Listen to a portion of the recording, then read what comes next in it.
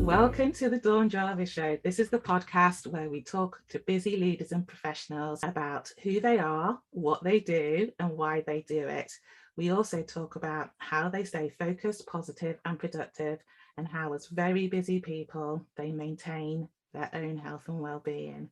Today's guest is Kathy Robinson, and we are going to learn why it's important to live wholeheartedly, the components and practices of holistic well-being, and how to take action to enhance your well-being using the Athena principles. I met Kathy on Pat Flynn's Heroic online courses, and we went on to be members of a mastermind that developed out of that. And Kathy left corporate life at the height of her career to follow her passion. Founding Athena Wellness, she helps clients holistically reinvent themselves through wellness and business coaching, online education, podcasting, blogging, and speaking. Kathy also hosts the Athena Wellness podcast and is the author of the Athena Principles, Simple Wellness Practices for Overworked Professionals. Kathy. Dawn, it's so good to see you. Thank you so much for having me here today. You're so welcome. It's so good to see you. Very impressive bio. I know you've got a podcast. I've got a podcast. We know each other from our mastermind. It's brilliant to see you then. I'm so looking forward to our chat. The first question I want to ask you, in your bio, it says that you left your career at its height to follow your passion. So I'm really interested in how you got to be where you are today and working on wholehearted living. Yeah. Well, I wish I could tell you I had all the answers and I had it all figured out when I left, but that was not the case. I actually spent almost 3.5 decades in corporate life. I was the first kid to graduate college. I grew up in a blue collar background and came out with a lot of debt when I graduated from school. And what was paying in the 1980s was Wall Street. And so I wound up going to Wall Street, of all things, as an internal auditor. I had no idea what that meant. But as a kid from New Jersey, these companies were going to give me the opportunity to learn all about business and travel the world. And I was like, check that out, having no idea that I was going to be doing it as long as I did. But I spent 18 years on Wall Street. And then I left to join a Fortune 250, and I was there for 15 years, half of that as its chief audit executive and its chief risk officer. But I always had this passion. I can't say always. The first 10 years of my career, I was a work hard, play hard kind of gal. That's what we did in the 80s on Wall Street, right? Yeah. Until it was no longer working for me very well as I got older. And for the last 20 years or so, wellness was my release valve. And I found that when I entered my 50s, I was actually feeling fitter in my 50s than my 30s. And I got really curious about that. I became a certified wellness coach while I was working. And I started Athena Wellness, not as a for-profit business at that point, but to blog and to write the book and do things that I could do while I was still working. And it's a dream now. I feel like I've reinvented myself at midlife, and that's what I help my clients do. Athena is, as you know, the Greek goddess, and she symbolizes strength and wisdom. And those are the two qualities I try to have my clients see in themselves and utilize as they go through personal and professional transformations. Amazing. I really like what you said about you feeling fitter in your 50s than you did in your 30s, because I think we're about the same age, aren't we? So that when you're in your 30s, you're, as you said, working hard, playing hard. It's all going by in a blur, but there's always the future, and that you can think about that later. But when you're in your 50s, your future's a bit more infant. No, it's not as infinite as it is in your 30s. So you have to think about it a bit more. You have to think about, well, I can't carry on doing this forever. So what am I going to do? And I really like what you said about, I like the title Athena anyway. In Britain, there was a card shop called Athena that used to sell brilliant posters of Porsches in the 80s. And so I like that anyway. It's very evocative for me. But I love what you said about sort of wisdom, and what was the strength and wisdom, wasn't it? Strength and wisdom. I really like that. So So why is it important to live wholeheartedly? So I know that's what we're talking about. And I spoke to a friend and I said I was doing this podcast today about, we're doing a podcast about living wholeheartedly. And he said to me, what's that? What is wholehearted living? So Perfect. I said to him, I'll tell you later. Well, I stumbled on this as well. I was sitting in the audience in 2014 in Manhattan, and I was listening to speaker and poet David White. And he was telling a story. The days before he became a poet and a speaker, he was working for a nonprofit organization, and he was experiencing high levels of stress and exhaustion. And a friend of his came, and over a bottle of wine, he asked this wise friend, "Tell me about exhaustion." And the friend said, the antidote to exhaustion is not necessarily rest. The antidote to exhaustion is wholeheartedness. The reason why you're so exhausted is because you are not having the conversation you were meant to have with life. You're not living out who you are in the world. That's what's causing the exhaustion. And it was one of those moments, I was in the audience. It was like this clarity hit me that David articulated what I felt from time to time in my life and in my work of, by outside appearances, as you said in the intro, like I look successful, right? I had this career and I was dedicated and responsible, all of the things that you would think of living a good life. But was I wholehearted? Was I having the conversation that I was meant to have with life? Like, that's a really big question. And so I began to just hold that. It's not something that you answer, right? It's something that you kind of live with and you think about. And I wonder, like, what would it be like to experience wholeheartedness in my work, in my life? What would that look like for me? To live with no reservations, to commit with all my enthusiasm. Like, wholeheartedness has an enthusiastic quality. It has an uplifting, energetic quality, which is not the quality we have usually when we're going through our days, right? Yeah. And to embrace all parts of myself. That was a big one for me. I have a tendency to live a little bifurcated. This is my life, and then this is my career. Back then, I lived that way. And so I started to note, who was I when I was living this way? What got in the way when I wasn't? And how do I start to address that? What's interesting is that the absence of wholeheartedness, the reason why your friend couldn't define it is because we usually don't think we're living that way, but we know when it's not there. And what that can feel like is that when you feel a little off track, when you're not really engaged with your life the way you've defined it, and in extreme cases like David and me, at the end of my Wall Street career, I was just flat out burnt out. That's the absence of wholeheartedness. That's when your true self is not being fed. That's the result. And so usually that's what we can describe. And there's three ways that wholeheartedness can be impacted that I've found: disconnect, expectations, and comparison. So the disconnect is when we have established beliefs and values, roles that we play in our lives, those can become outdated. And it's not often that we just mindfully think about, well, what role am I playing? Like, is this still fit for me? Because we outgrow these things. That's growth. So one is when we have old beliefs or values or roles. The second is the expectations of others, of our loved ones, of society, of our employers, who we need to be when we go out into the world, and our own expectations. I know this was a big one for me, right? How I would push myself more and more and more.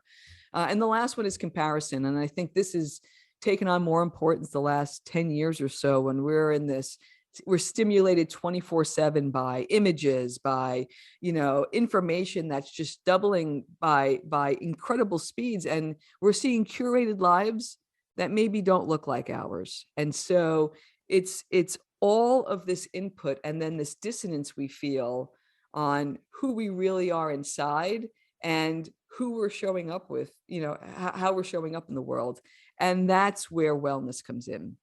Because when we feel that distance, when we feel that discomfort, that I feel this way, but yet I'm this person in the outside world, that's what we numb. And we can numb that with, the corporate treadmill that can be a numbing agent. It worked very well for me for a long time, right? Unhealthy habits. We can use alcohol, social media, food, fill in the blank of whatever that might be for you. So to me, long-winded way of saying wholeheartedness is really a wellness practice. It's how do we identify and acknowledge and address these disconnects that I've talked about. And the good news is you don't have to quit your job at the height of your career. You can take small steps. In fact, if you think about it, I heard David White speak in 2014. I didn't leave the corporate world until 2019. And it's not saying that you have to make that kind of a leap, but what he did for me is he made me aware that when I was stepping outside of my true self, I was at least mindful of that. And I wasn't on this like automatic response of numbing. And so over time, it's this sense of remembering, of stripping away this excess to get to your core and living from that place. Wonderful. I really like that explanation. It's very evocative for me, and around that you have to be, you can be successful, you can have a really good job, you can have a house, you can have a car, you can have perfect a relationship, kids, whatever, but still not be happy and feel that something's missing. And I enjoyed my job. Actually, it was a passion thing. Nursing was great, I loved it, but sort of like the amount of time it took to do it well meant that I couldn't spend as much time with my children. I think the term is mortgage slave. Sort of it came at a price. Mm-hmm. And what I found that sort of being a business owner is that, and it's still, I still have struggles with it, but it's around finding out the thing that brings me joy, that makes me feel happy, that I want to do and spread the message I want to and work with the people I want to, doing all the things that I enjoyed as a nurse, that, in that corporate job, but also, enjoying it and not doing the, not thinking, oh, you're working for the man and, stuff like that. So that's really, really good. Very, very evocative. Yeah, thank you. And there are always trade-offs. There always will be. And it's just the more that you know and you can connect, the better. Like you can almost use that as a litmus test to make decisions. Yeah, I love that. So what are the components and practices of holistic well-being? So if we've talked about how it feels not to be wholehearted, and the signs that maybe you could live differently. So so what sort of are the components around that, living a different life, or noticing different things and connecting in the way that you say? Yeah. And I think I always like to start with this. The main tenet of my wellness philosophy is that the body's natural tendency is toward health and self-healing.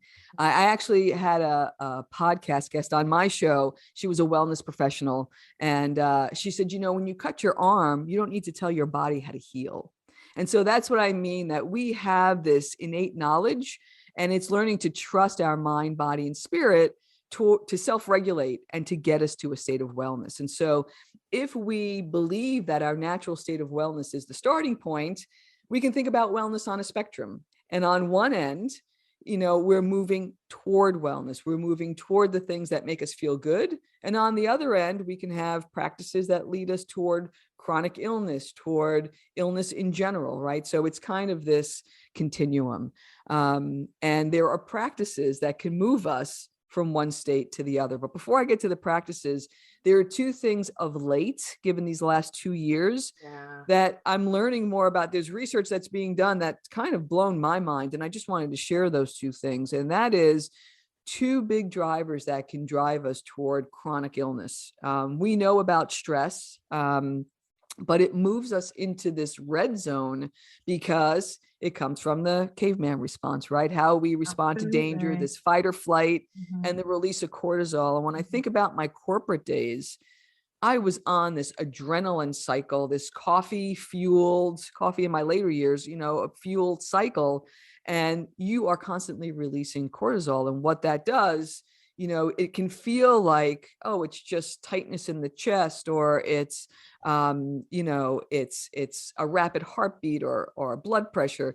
but this continual release is not a good state for us to be in. And actually, a friend of mine just told me about something. They're doing some research on how stress can also have us hold our breath.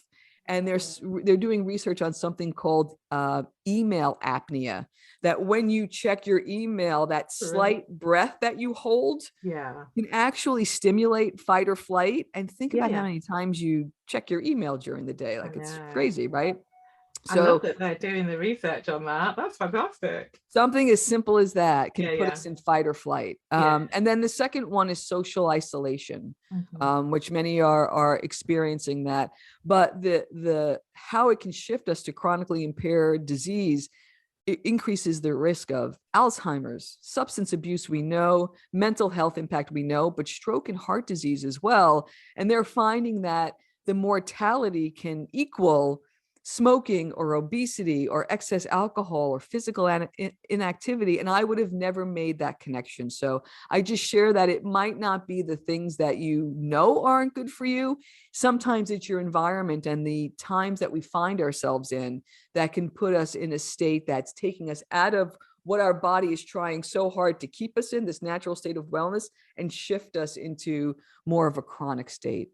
And so with that as a backdrop, I share that because when I design wellness practices for clients, we have to take into account current activity in their lives.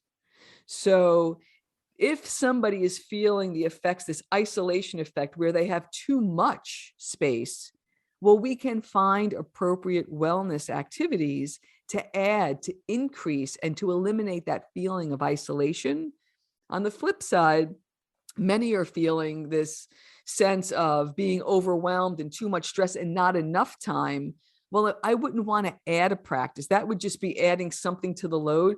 We actually can have them stop doing something that is impacting their health. So it's not taking more time, but it's having an increased benefit to their wellness. So as an example, we're going to talk a little bit about a tool that I have called the Holistic Wellness Spectrum that gives you wellness practice points, intention points over body, mind, and spirit. And so using that as a framework, if somebody is feeling like they need something else in their life from a physical perspective, they could add hours of sleep, or they could try a new eating protocol where they'd have to do some research and they'd have to spend some time creating meals. Or if they wanted to add movement, they could add a new exercise routine. Somebody who is totally stressed, who doesn't have the time, has no time for any of that, but they could add to the quality of their sleep. And there are things that we can do for the time that they have to sleep. We can make that the most impactful. From a nutrition perspective, maybe they try intermittent fasting, where they're giving their body a break. They don't have to make one meal a day. So that can add to time and also something that's good for their body. And for movement, instead of adding a routine, how do we incorporate it into their day? We can take that tact. Same thing for mind. If somebody's looking to add something to their routine, they can try a new creative expression or some online learning. For somebody who needs a mental break and can't add something, they can actually limit their tech and their social media exposure, have a great impact on their wellness. And lastly, for spirit, for connection, folks who have the capacity can deepen their relationship with others through volunteering and through being of service. If somebody is already stressed, that's probably not a good answer for them, but they can deepen their relationship with themselves by giving them something as little as 5 minutes a day, where it's just time with themselves saying, I am gifting this to myself for the next 5 minutes. There's nothing I need to do. Nobody needs me. I don't need to make a decision. I'm just going to be in this space and feel what this expanse feels like. And that's the way I like to work through where people are. Love it. I absolutely love it. I really love the recognition that if you're in this state where you feel you're on the hamster wheel, you actually can't conceive how you can change it. And people can make helpful suggestions. I've made them and had them made to myself. And you're thinking, I haven't got time for that. But sort of like, how can you incorporate exercise into your routine? Like, is it literally just walking to the shops once a day? buying a paper and coming back, or is it something else like going up and down the stairs, or carrying something when you're doing it?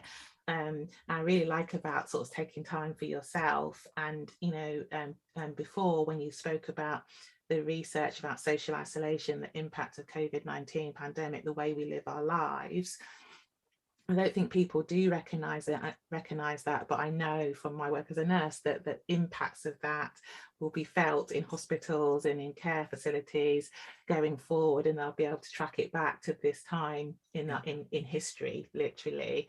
And so it's good to recognize that, and to give people the space and the grace, isn't it, as well, to sort of like think about it, but not feel, oh, I need to do and I need to go to the gym every day. I need to go on a diet and lose 4 stone. That what can you do? I really like the emphasis on what you can stop and what you can do a little bit more of as well. Yeah. So that is fantastic.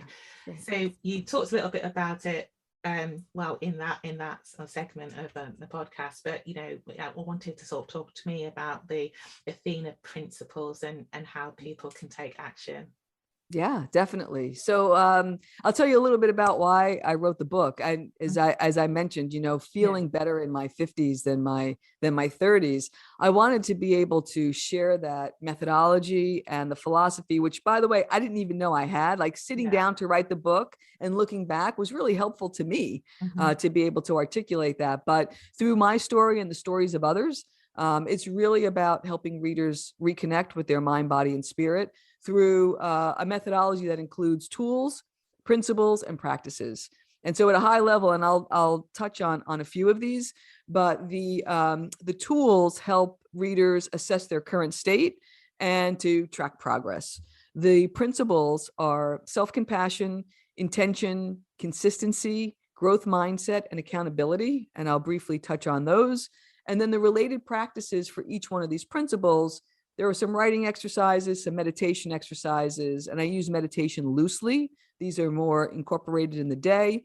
And then there are positive actions. What are the small steps that we can take to start to step into this new way of living, to this new way of feeling? It's almost like being your own cheerleader in some ways. And the tagline is simple wellness practices for overworked professionals, to emphasize these don't take a lot of time and you can make some progress. So starting with the tool, the one thing I wanted to highlight, aside from a wellness assessment, which kind of gives you a you are here and a look forward to where you want to be, the one tool that I created that I really liked is something called a holistic wellness spectrum. And as I had mentioned, it's really a tool to help set wellness intentions and to help you take action. And it's not there are some things that you would expect to see, like from a physical standpoint of things that you can do. But there's also this sense of flow or mind, creativity, letting go, simplifying, things like that are on in the middle section. And then at the end, it's connection, our relationships, adventure, having some fun. All of these things are part of wellness as well. It's been my experience and mine as well that usually people start with something physical because it's tangible. You can see the output. But then once you start to feel better, you notice opportunities to address your emotional and your spiritual selves and strengthen those as well. And I've had 3 critical wellness turning points that I go through in the book in that order. Like first one was physical, the second one was mental, and the third one was more spiritual, each one allowing me to go deeper in my life. And when I look back, it's like, at the time, it felt like an unmarked path. But of course, I look back and say, well, of course, once I got my body in better shape, I had a clearer mind. I could explore things like purpose outside of myself. And then lastly, going deep on values and really listening to know who I am and why I'm here, which is when I was listening to David White back in the day. So to me, that's the journey of what I like to call optimal well-being. So I just wanted to touch on the 5 principles because I find that these were really the key to sustaining long-term change. This isn't drop 10 pounds. Like this isn't that kind of philosophy. This is more long-term. And interestingly enough, once I became an entrepreneur, not only do they work for wellness, they work for business as well. Yeah. So just for the entrepreneurs out there, keep that in mind as you're listening. So the first principle, and I made it the first principle because it's the one that I learned last, and it's the one that I have to consistently remind myself of, and that's self-compassion. And the way I define that is when you're assessing where you are today to where you want to go, there's a gap. And how you choose to navigate that gap, that to me is where there's opportunity for self-compassion, right? If you can navigate that territory gently, it's actually one of the kindest things you can do for yourself, but it's also, you feel less resistance. It's less difficult when you do it with self-compassion. That's been my experience, the experience of clients. And so some questions we can ask on how we can be more supportive of ourselves when we're making change, or how can I be more accepting and less judgmental? Like, that's the kind of attitude. The second principle is intention. Different than goals. There's a chart in the book that shows the difference between the two. Goals being more ego-driven, more external, more visible. Intentions are really, when you're working on any kind of change, taking some time to reflect on why you want to make the change. Why are you committing your energy to making this change? How will you feel once the change is made? That's what gets you out of bed in the morning when it's cold and you don't want to get out of bed and exercise. Like, the ego part of, oh, I wanted to run a marathon in 6 months, that's not going to get you out of bed. I want to feel better as I age because I want to be here for my grandkids. I want to be able to play with them, as I get older. That's what gets you out of bed. So intention is really the why behind your action. The third one is consistency. For me, the auditor in me, this is really the secret component to it all, because it's you keeping an important commitment with yourself, and that's so easy to override. So it's how are you showing up, and also being realistic. When you pick a frequency and the amount of time you can spend on making this change, make it realistic with where you currently are, not where you may be in 6 months. You can always increase, but how do we start realistically and keep ourselves accountable to that? If we do one thing consistently, it makes a world of difference, and it gives us momentum, and we can build on that. The fourth principle is growth mindset, and I define this as positive attitude plus constructive behaviors is growth mindset. And it's about seeing the challenges that we will inevitably face as opportunities. What can I learn here? What can I do differently? If we're feeling stuck, it's always great to pause and look backwards. Like this morning, it was 13 degrees Fahrenheit when I had to get out in the snow and go to CrossFit. Oh, wow. So what got me up at 5 o'clock this morning? It wasn't the workout that was there. It was more of, there are so many things that are working well in my body now as a result of that. Like, I feel good. I'm getting up this morning. It's cold. I don't have any aches and pains. That's what gets me up. So how do we take the challenge of, oh, I don't want to go out, to this is why I want to go out. I get to go out because this is the way I get to feel. And then the last one is accountability. Once a week, and I've done this for a long time, on Sunday nights, check in with myself. Celebrate the areas of wins. I came to this late in life as well, to pause, to celebrate, to integrate these things that worked well, take responsibility for any setbacks, and then compassionately modify what you can do differently the next week. And that compassion brings you right back to the top, which is self-compassion. Amazing. I really like that. I really like that. That is wonderful. I love that. I love that methodology. And I love how it started with self-compassion and ended with accountability and taking responsibility. But that regular and the consistency thing around that is sort of like regularly reviewing it as well. I'm not an auditor, but I used to do audit as a nurse and as a change manager. It's really important to know what does success look like and how will you know when you get there. And I think you've incorporated that into that. So by having an intention that's not a goal, you know, and the sort of the measure is how will it make me feel, and you know, and that you probably, when you work with your clients, you have, so how do you feel now and how do you want to feel? So you know, so you know, you are moving from somewhere to somewhere. There is a journey in it, and it's a heroic journey in it, Kathy. And That's see what I did exactly there? right. And so that you're moving and taking stuff and taking stock as well, and replanning and resetting. I really like that. And how do you help people to sort of like with this journey? Yeah. And as I was say, all of this right now is theory to this point until you put it into action. And that's Absolutely. and that's really the last phase. And you know, a simple actionable plan on one thing. And so you can use a notebook, a calendar, spreadsheet. I use a combination. There's also at the end of this, I'll give your listeners a link for a free download that actually has the holistic wellness spectrum. It's got the principles and a little action plan that goes by principle that you can fill in, which I find helpful because to remind myself of self-compassion, of intention, and so on as I'm reviewing the week, I find to be helpful. But to take a few minutes of everything that you've heard today, was there one thing that was intriguing to you? Not something that you should do, but something that would feel more nourishing. Like, what might that thing be, that something that you feel maybe has been lacking, or maybe you haven't been giving enough attention? If you can find that thing that resonated and identify one small step, and then try to determine what might some obstacles be, and kind of address them up front of what might I do when it's 13 degrees out and I have to go, get out of bed. Like, what are those things? My clothes were out, the car keys were out. Like, I really didn't have an Yeah. excuse, Yeah. So, Good and planning. then, as you've just mentioned, how will you feel once you incorporated the practice? I find that if you can think about how life will change and you begin to align your behaviors to a person who lives that way.